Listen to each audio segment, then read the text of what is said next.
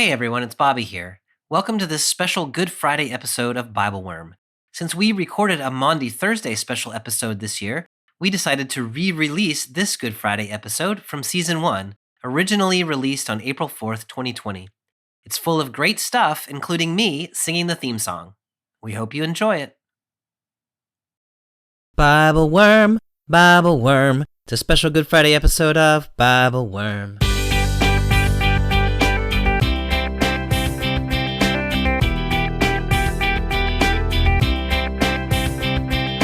Welcome, friends, to a special Good Friday episode of BibleWorm. I'm Dr. Amy Robertson, here as always with Dr. Bobby Williamson. We are two Bible scholars and people of faith, one Jewish and one Christian. Bobby is an associate professor of religion at Hendrix College in Little Rock, as well as founding pastor at Mercy Church in that same town. I'm the executive director at Congregation Beit Haverim in Atlanta. Together we are BibleWorm, with you finding pathways through the darkness. Today we read Mark chapter 15, verses 16 through 41. We will talk about the humiliation and abandonment that so often accompanies and exacerbates our suffering, about vessels of God's holiness breaking open into the world, and about what it means to have supporters out there that you may never know about. Thank you for being here.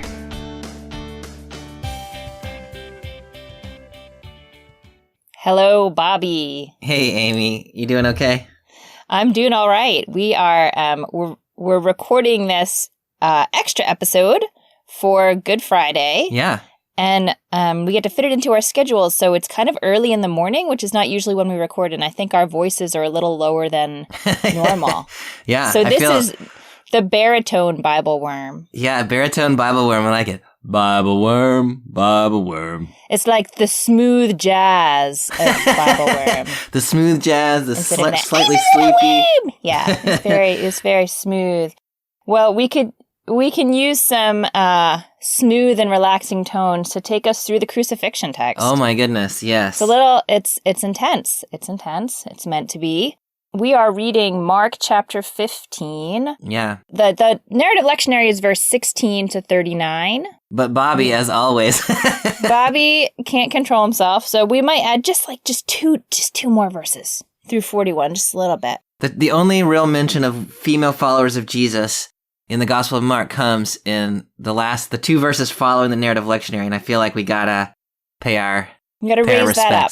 Yeah. So with that, we are going to dive in, and I am starting in verse 16. Then the soldiers led him into the courtyard of the palace, that is, the governor's headquarters, and they called together the whole cohort. And they clothed him in a purple cloak, and after twisting some thorns into a crown, they put it on him. And they began saluting him, "Hail, King of the Jews!" They struck his head with a reed, spat upon him, and knelt down in homage to him. After mocking him, they stripped him of the purple cloak and put his own clothes on him. Then they led him out to crucify him. So clearly this is a mocking scene. Yeah, absolutely. But more specifically, it's mocking the claim that he's king of the Jews, and I think maybe modeled on the way that Caesar may be hailed. Yeah, that's my understanding, and I think that's right. Yeah, so the purple cloak is a color of royalty. It's, of course, the crown of thorns. The Greek says they put it around his head, not on his head, which sounds maybe like that laurel wreath, that Caesar wore. Yeah. Hail, King of the Jews, sounds like Hail Caesar. So I think that's the usual understanding, is that they're mocking his claim to be the King of the Jews, and they're doing it by bowing down to him in a mocking style, the way that one would pay homage to Caesar. It's so interesting to me. I mean, God, human beings are just a disaster sometimes. And This is one of those times. They already have decided they're going to crucify this man. Yeah. And they take time out to go through this bizarre ritual where they dress him up in funny clothes and just do things to make him feel. I mean, it's so like childish in the face of such a huge act of violence that's about to occur. Yeah. It's like they're playing dress-up dolls right before they commit this atrocity. Yeah, and we've got this idea of, people who have power, people who have the force of the government behind them, people who have the weapons, people who can carry out justice, rightly or wrongly. But in the justice system. And they seem to be kind of drunk with this sense of power, and they can abuse this prisoner of theirs.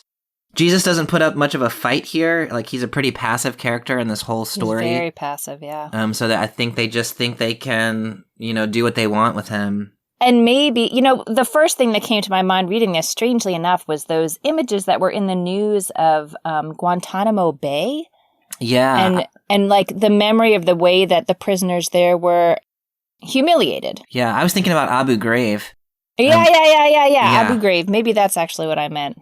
But in any case, right. I mean, this is a thing that people do when they're drunk with power, and maybe also because there is about to be there is the potential for a great act of violence, and so the dehumanization sort of paves the way for that to feel okay. Yeah. Oh, I see. So sort of psychologically for the soldiers themselves. Yeah. It's this. That's an interesting reading. Yeah. Yeah. One of the things that's interesting that Mark is doing here, and we'll see it all through this story, but Mark really does think that Jesus is the King of the Jews, right? Mm-hmm. What these soldiers are doing is actually, in this deeply ironic way, is recognizing who Jesus is. Mm-hmm. Like, the very way in which they're demeaning him is actually proclaiming who, in Mark's understanding, he actually is. He does deserve this kind of worship. He is to be honored over Caesar. He is the King of the Jews. He is to be hailed. He should be clothed in royal finery. So the soldiers are doing all of these things, but what they mean by it is not at all the way it should be done. Right, and it seems, for as much as that Mark can be a sort of sparse narrator sometimes, he does have these lovely literary, I guess, moments where things resonate on different levels, and the people in the story may understand it on a certain level, but we as readers, or Mark as the writer, understand that it has more resonance than that. Yeah. I am picking up in verse 21. They compelled a passer-by who was coming in from the country to carry his cross. It was Simon of Cyrene, the father of Alexander and Rufus. Then they brought Jesus to the place of Golgotha, which means the place of the skull. And they offered him wine mixed with myrrh, but he did not take it. And they crucified him and divided his clothes among them, casting lots to decide what each should take. It was 9 o'clock in the morning when they crucified him. The inscription of the charge against him read, "The King of the Jews."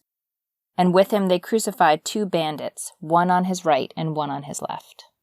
This Simon character is really interesting because, Jesus had said to the other Simon, Peter, back in chapter 8, like, you're going to have to take up your cross and follow me.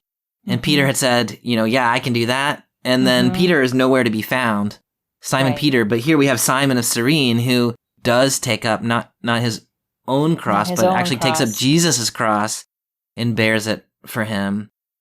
The posting of the King of the Jews in the other Gospels, it's over his head. It's not actually said in Mark that it's attached to the cross in any way, but this is kind of like a little announcement so people passing by, like, crucifixion was a public thing. Right. It was a deterrent. People could see people being crucified and say, I don't want to get in that situation. And so what did he do was part of the question. Right. So this is like Jesus' sentence, and it just says the King of the Jews. Right. Instead of saying insurrection or, something that might sound more like a crime, the fact that the King of the Jews is written over him or by him, again, sounds like Mark working on multiple levels. I think that's exactly right, yeah. So the Romans mean it in kind of a mocking way, like this guy said he was the King of the Jews. But yeah, when you just read it, there's Jesus and there's the proclamation, King of the Jews. And for those those in Mark's community who read it, like, that is an accurate description of what Jesus is to a reader of Mark, even though the Romans mean it as demeaning. And an accurate description of why he is crucified. Oh, yeah, right. Along those same lines, those 2 guys that are crucified on either side of him, the NRSV has bandits? They're bandits. In the CEB, they're outlaws, which sounds a little cooler, like Bonnie and Clyde or something like that. A Western movie, yeah. Sometimes in the Christian tradition, you'll hear people talk about them as like thieves or robbers or something like that. But thievery and robbery weren't crucifixion Insurrection. crimes. Yeah. So the Greek word that's being used here is leistai. So these guys are like Jewish nationalist freedom fighters. They're rebellion leaders against Rome. That's interesting. I feel like that casts a little bit of a different light on it in my mind. I don't know why. Because I had always, as you said, sort of, well, I just had pictured him sort of, I guess I had originally pictured it as another way in which Jesus is dishonored in his death is to be crucified among petty thieves. Yeah. Or something like that. Yeah. But to say he's crucified amongst political revolutionaries or freedom fighters or people who are trying to overturn the power structures that exist. Yeah. I don't know. It seems that seems less sort of out of place in the context of the work that in some ways Jesus was trying to do. Yeah. You know? Just with words and not with violent coups or whatever those other people were doing. Yeah, I think that's right. And so Jesus here is being placed on a side in the political structure with those people who are trying to fight on behalf of the Jewish people over and against their Roman occupiers. The one other thing, or another thing, is this reference in 24. So first of all, that's where Jesus is crucified, and it's 3 words in Greek. It's 3 words in the CEB, they crucified him. That's all the description that you get. The second thing is, in that same verse, they divided up his clothes, drawing lots to determine who would take what. This seems to be Mark referring to Psalm 22, which he does several times throughout this telling of the crucifixion. So in Psalm 22:18, they divvy up my garments among themselves. They cast lots for my clothes. So we'll see a couple of times along the way that Mark seems to be using that psalm in some way to orient his telling of Jesus' crucifixion. And I appreciate all of the different scriptural references throughout this text. And also, those details just ring true to me in terms of how humans behave in these situations. You know, that often when there is this kind of dehumanization and violence against a person, then you divide up their stuff and take it. Like I don't know, it seems like the life of the person becomes smaller and smaller and smaller until you don't even remember that the clothing that you have is from someone that you killed. Now it's just a new shirt for you. There's just there's so much resonance with the violence in the world today for me. No, that's really well said. Yeah, absolutely. We are at verse 29. Those who passed by derided him, shaking their heads and saying, "Aha! You who would destroy the temple and build it in 3 days, save yourself and come down from the cross." In the same way, the chief priests, along with the scribes, were also mocking him among themselves, saying, "He saved others, he cannot save himself. Let the Messiah, the King of Israel, come down from the cross now, so that we may see and believe." Those who were crucified with him also taunted him. Here we have another reference to Psalm 22. In that first verse that you read, people walked by insulting him, shaking their heads. In Psalm 22:7, all who see me make fun of me, they gape, shaking their heads. He committed himself to the Lord, let God rescue him, let God deliver him, because God likes him so much. And so here you can hear that verse kind of behind this whole little section that we just read. But this kind of mocking, scoffing, and even the other criminals being crucified with him are casting insults on him. They're mustering the energy as they hang on their own cross. Yeah. To somehow vault themselves over Jesus. Yeah, what do you think that's about? Imaginary power. I mean, I guess it's just, instead of saying, hey, our lots have landed together and here we are, right? To have this last grasping for power and grasping for not being at the bottom of the heap. Yeah. They too want to at least be above someone. And so they're going to make that someone Jesus. Wow, that's really powerful. Like, in their last dying breaths, what they're trying to do is gain some status over somebody else. Right, and after all the times that Jesus said, like, the last will be first. Yeah. People really don't want to be last. No, they don't. They really don't want to be last. Yeah. You mentioned earlier Jesus' passivity throughout this whole story, and it is remarkable. I mean, I know the people walking by are just mocking him. But Jesus has said many times pretty profound things about the power of faith in God. You can move a mountain if you believe you can do it. you can, like you can do incredible things. So in some ways, their question is a valid question. Oh, absolutely.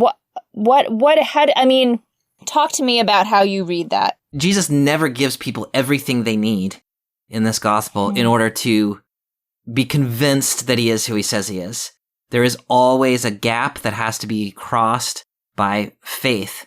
You have to trust that it's true. Yeah. And so this is another instance of that. Oh, that's really beautiful. I like that. The other thing to say is, like, there is going to be a sign, and it's going to come on Sunday when, death is defeated and Jesus rises from the dead, right? Like, it's going to be an amazing... Hang tight, people. Right. And so for Jesus to, like, hop down off the cross and be like, ha-ha, Sorry, that was a funny image. like, Jesus could do the self-interested thing and prove who he is, save himself from death, like overcome all this mocking and derision and have people worship him. But instead, he chooses to give up his own life for the greater good, which is, going to be resurrection and the defeat of death, according to the gospel, the defeat of death for everybody.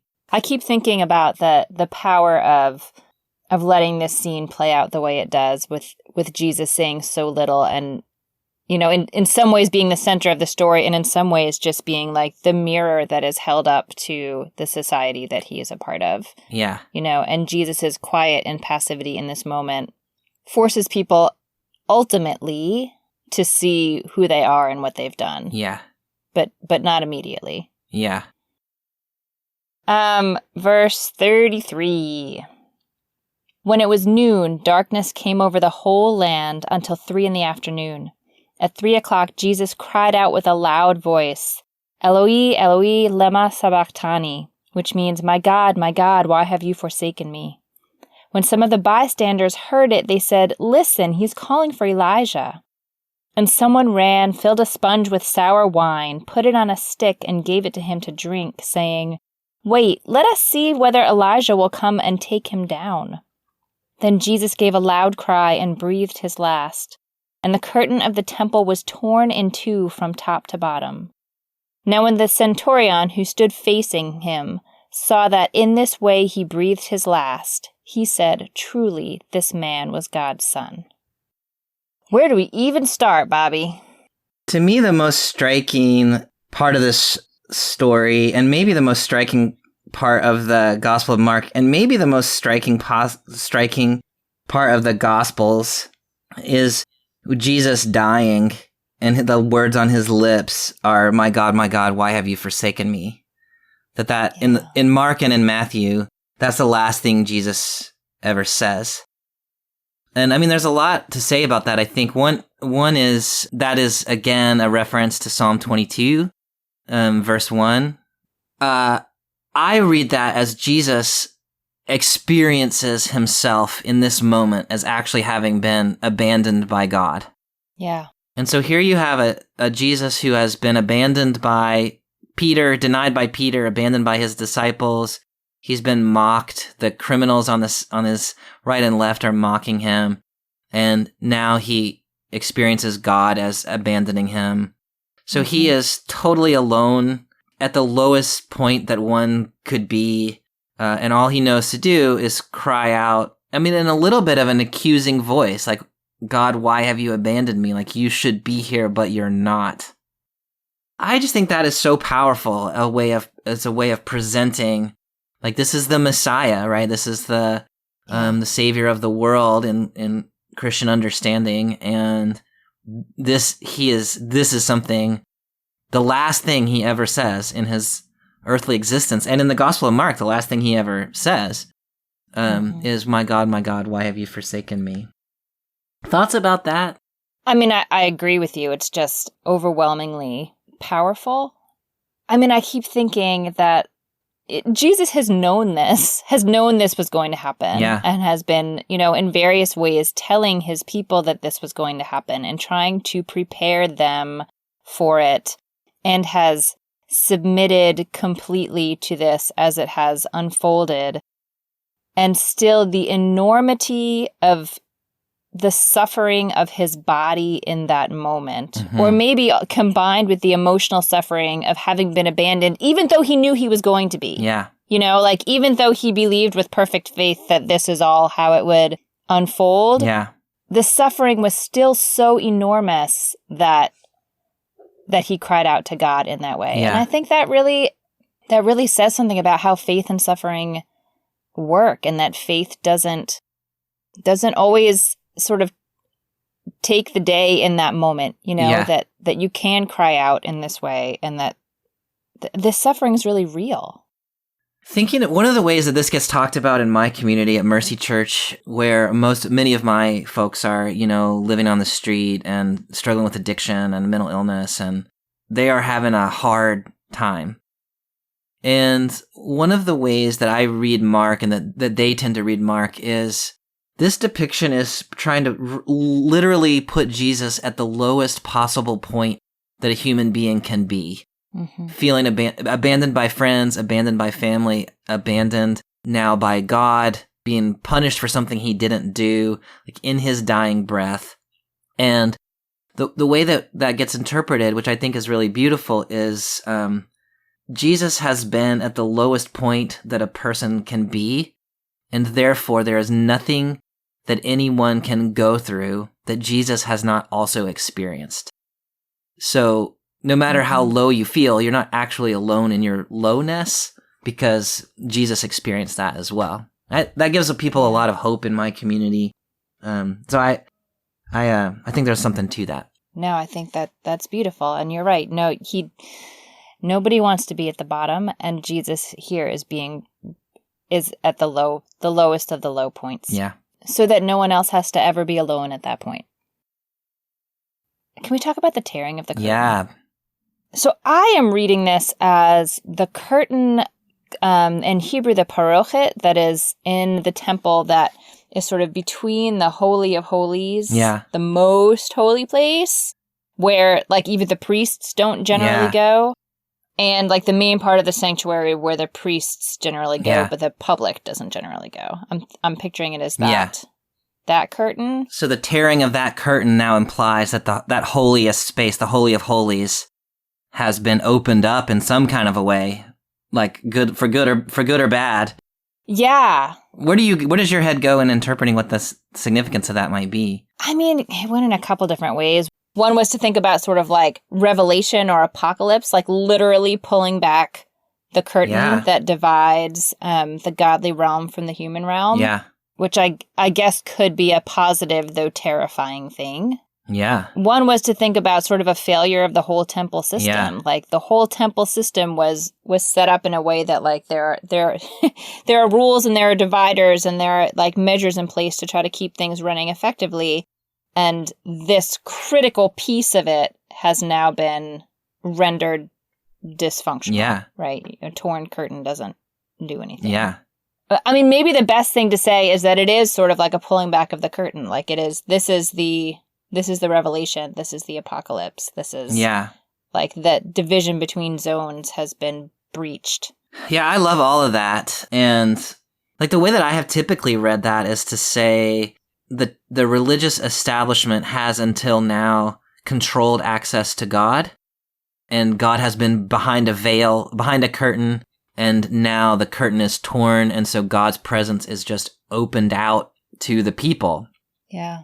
The temple has lost some of its centrality, and God seems to be kind of freeing God's self up in some way to work outside the religious establishment and to say, no, here I am. The temple apparatus is no longer necessary for the people to access God. It might be worth noticing that the Greek word here for the tearing is schizo. And the other use of that in Mark was back in 1:10 at Jesus' baptism when the heavens ripped open and the dove came down out of heaven. And so you've got right at the very beginning of Jesus' ministry, the rending of heaven, right at the end of Jesus' ministry, the rending of the temple. So I don't know quite what to do, but that hardly seems accidental in Mark's telling. And so somehow the ripping open of heaven, the ripping open of the temple curtain, I think are being connected to each other. Yeah, I think that makes sense. No, I like what you said about Mark is not writing a systematic theology. Yeah. he's putting in a lot of resonance and a lot of meaning, and we can almost feel it. You can feel it in the text more easily than you can get it into one clear equation. There's not an equation. No, I really the way that you're thinking about how this text holds up a mirror to the human nature, I think is like, I really love that reading. I mean, it's disturbing to me, but I think it's very disturbing. Yeah, it's a really powerful way of reading the text, and which leads to this last notice in verse 39 of the centurion, who sees how Jesus dies and says, "This man was," in the CEB, "this man was certainly God's son. Truly, this man was God's son." And so, in the moment of Jesus' death, crying out, "Why have you abandoned me, God?" the centurion then says this, like he actually proclaims who Jesus is as God's son. But we don't know, like we don't have anything about his tone or his, like what his attitude is. Like, I'm just curious, do you read the centurion as like actually getting it? Do you read him as another, like this is another mocking of Jesus? Or what's your take on that centurion? I did not read this comment as mocking, although now that I go back, I don't know quite why I didn't. Because I don't think that the centurion would have known that the curtain of the temple was torn. Yeah. Right? He's just standing in front of Jesus and sees the way that he took his last breath and that he cried out in that way. And what information could he have taken from that? That he suddenly would have realized that this was God's son? I don't know. Yeah, I don't know how to read that either. Like, in this way that Mark has been ironic, you can read this ironically as the centurion saying, surely that was God's son, right? Look at that pitiful way that guy died. And what he says turns out to actually be true. But I don't love reading it that way just because it, like, I don't know, I guess I want to give this centurion the benefit of the doubt for some reason. But there is something about the way Jesus has died that makes him just for a moment recognize the truth. He doesn't worship Jesus or like convert to being a Jesus follower or anything like that. He just has a moment of recognition. I don't really know what to do with that. I just find that a fascinating detail of this text. Maybe we can come back to that in our wrap up a little bit. Let's take the last two verses that we're adding into the narrative lectionary here, verses 40 and 41. There were also women looking on from a distance. Among them were Mary Magdalene and Mary, the mother of James the Younger, and of Joses and Salome. These used to follow him and provided for him when he was in Galilee, and there were many other women who had come up with him to Jerusalem. I find this note so interesting because we've just gone through the whole crucifixion and death, and you would get the sense that Jesus was completely alone, that nobody had really followed, none of his followers from Galilee had continued to care for him. And then afterwards, after his death, you hear, actually, there were some women who did right by Jesus. Yeah. Or righter. They did righter. Yeah, absolutely. They did righter. Yeah. Why do you think this notice is here? Yeah, what you've just said I think is really important. That's one of the reasons that we wanted to include it, is just this sense of abandonment. There is a sense in which the women who have followed Jesus, who have not been important at all in this gospel, turn out to be the ones who have abandoned him the least, or they've been with him to the end. I mean, they're at a distance, so they're not, right there with him, but they're there, and they have been more faithful to him in that sense than Peter and the other disciples. And I don't even get the sense that Jesus knows they're there. I think, to me, that's right. Yeah. Which, again, is a little bit of a corrective is too strong a word, but this sense of complete abandonment that we may have at moments in our life. Yeah. There is, like... Oh, I love that. Jesus actually wasn't alone. Yeah. He just didn't know they were there. Yeah. Oh, I love that. That's a beautiful reading. So there were people who were supporting him the way that they could. Yeah. And even though he didn't know. He just didn't know. I love that. But it's too bad he didn't know, because it really would have alleviated his suffering. Yeah. Some. Yeah. That's beautiful. Well, that brings us to the end of this very, very intense section of the lectionary. What stands out to you for our communities today? I've mentioned it already, but the part of this text that always stands out to me is that sense of abandonment that Jesus has at the end of his life. My God, why have you forsaken me? And that sense that Jesus himself experiences this hopeless moment, even though he knows, like he has told 3 times his disciples that there is resurrection coming. On Sunday, 3 days hence, I'm going to be resurrected.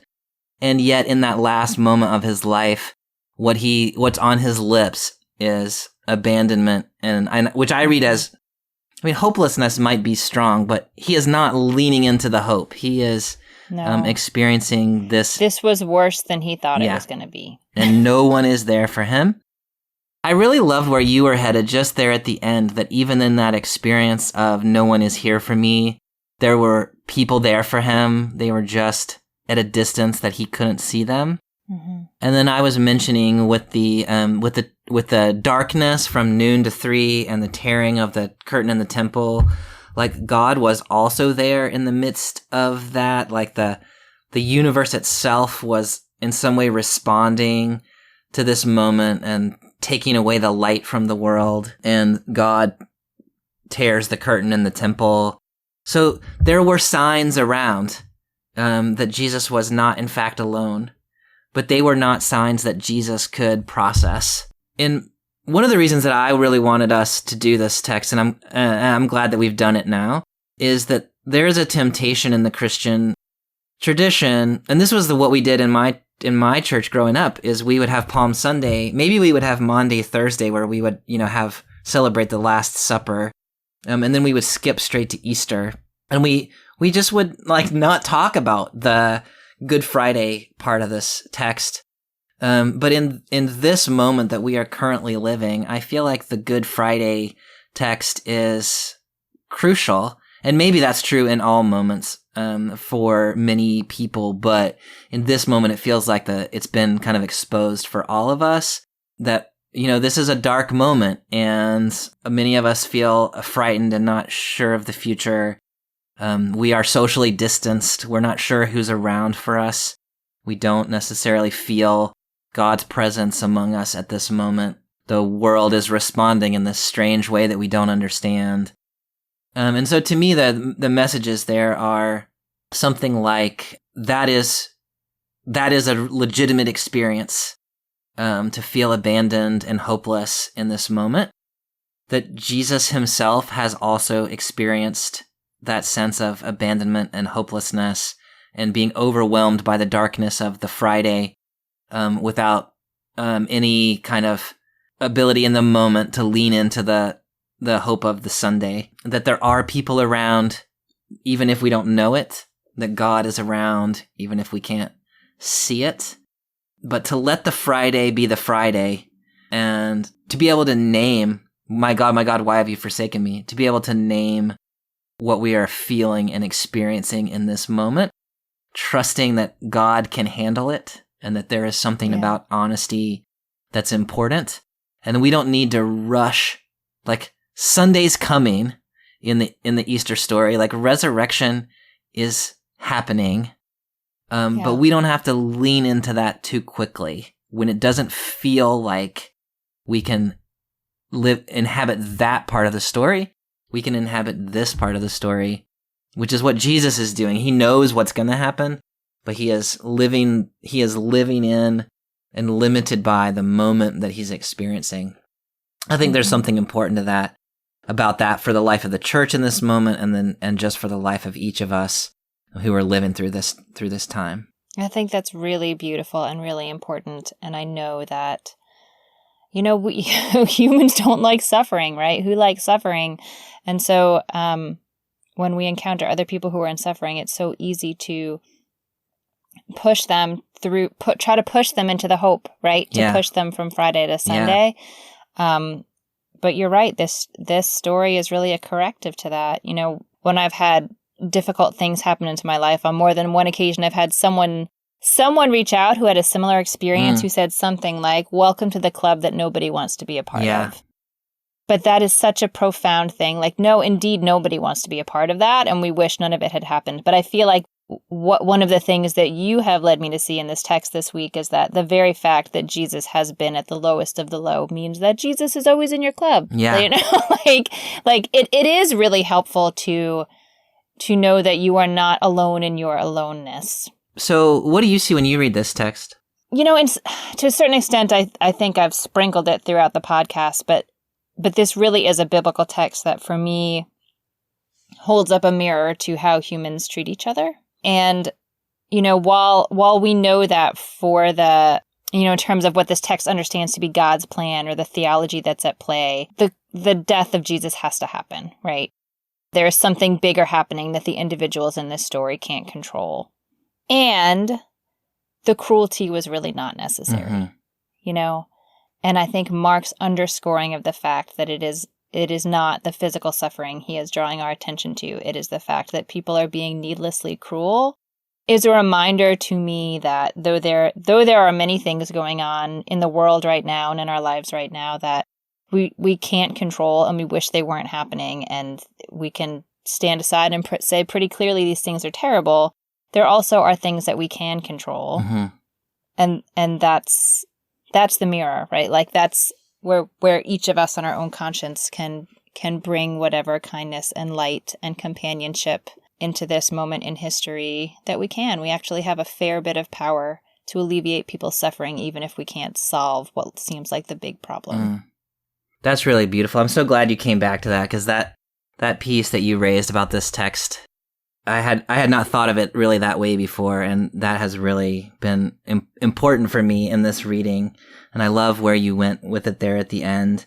And even like in this text, what the women can do for Jesus is feel compassionately about him from afar and witness his reality, and which isn't much, but it's something. And if, as like you said earlier, if Jesus had known that they were there, that might have brought him some comfort, even though they weren't able to touch him or comfort him or do anything. Just knowing that they were there would have been something. And so even if that's all we can do, like that's something we can do. Right. We should do the things we can do. Yeah. Yeah. Well, I'm really glad that we did this little extra episode. Me too. I can't believe the crucifixion comes in as extra, but yeah. This Good Friday episode. Yeah. It certainly sets us into a better position to look at the resurrection text. I think that's right. Days. Yeah. All right. Well, it's good to talk to you, Amy, and it's good to talk to you too. We'll do it again on Easter. Very soon. Yeah. Sounds good. Y'all take care.